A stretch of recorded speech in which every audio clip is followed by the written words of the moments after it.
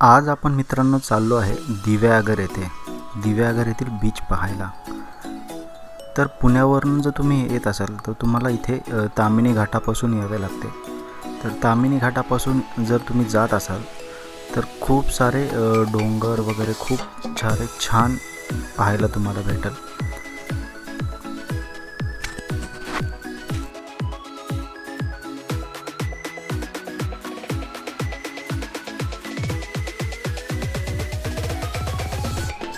ताम्हिणी घाटातील हे निसर्गाचे रूप हे खूप मन मोहणारे आहे. मन अगदी प्रसन्न होते इथे आल्यानंतर. आणि इथे एक फोटो स्पॉट पण आहे जिथे उभे राहून तुम्ही फोटोज वगैरे काढू शकता, खूप छान सारे असे. नक्कीच ताम्हिणी घाटात जाताना या प्लेसला नक्कीच तुम्ही व्हिजिट द्या. इथे आवर्जून थांबा. इथे आपण रूम बुक केली आहे अशी. तर ऋतुराज हॉलिडे होम्स आहे याचं नाव.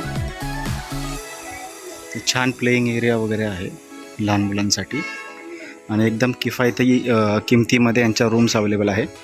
नॉन AC 1500 रुपये आणि AC 2500 रुपये रेंट आहे. नॉन AC रूम ही अशी आहे साधारणतः.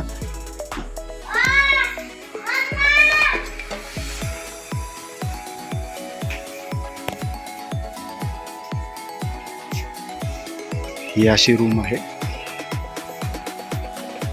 पार्किंगसाठी पण खूप स्पेस यांचा अवेलेबल आहे.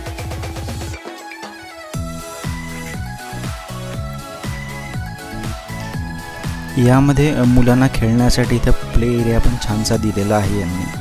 तर इथं छान तुम्ही चिल आउट करू शकता. बघू शकता इथे किती छान मस्त ॲम्बियन्स आहे.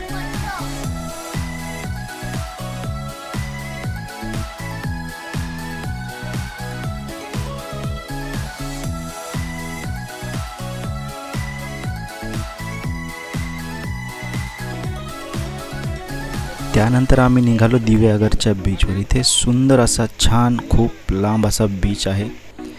इथे खूप साऱ्या ॲक्टिव्हिटीज पण तुम्ही करू शकता. बघू शकता इथे खूप साऱ्या ॲक्टिव्हिटीज करण्यासाठी इथे आहे. स्पोर्ट्स करू शकता तुम्ही.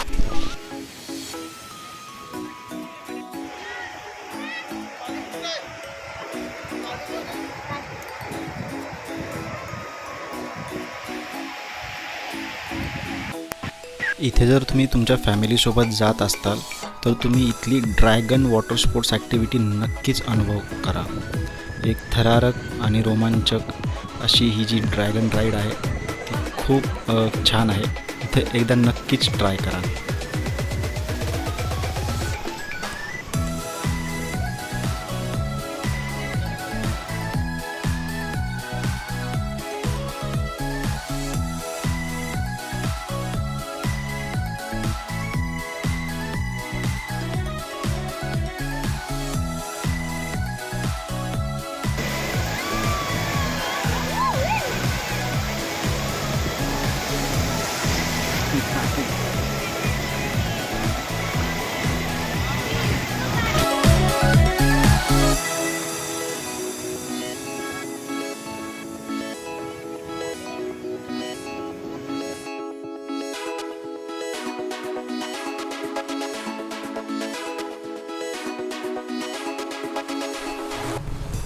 तिथून पुढे गेलो आपण श्री हरिहरेश्वर मंदिर येथे. तुम्ही नक्कीच इथे जावा कारण हे दिव्यागर बीचपासून खूपच जवळ आहे.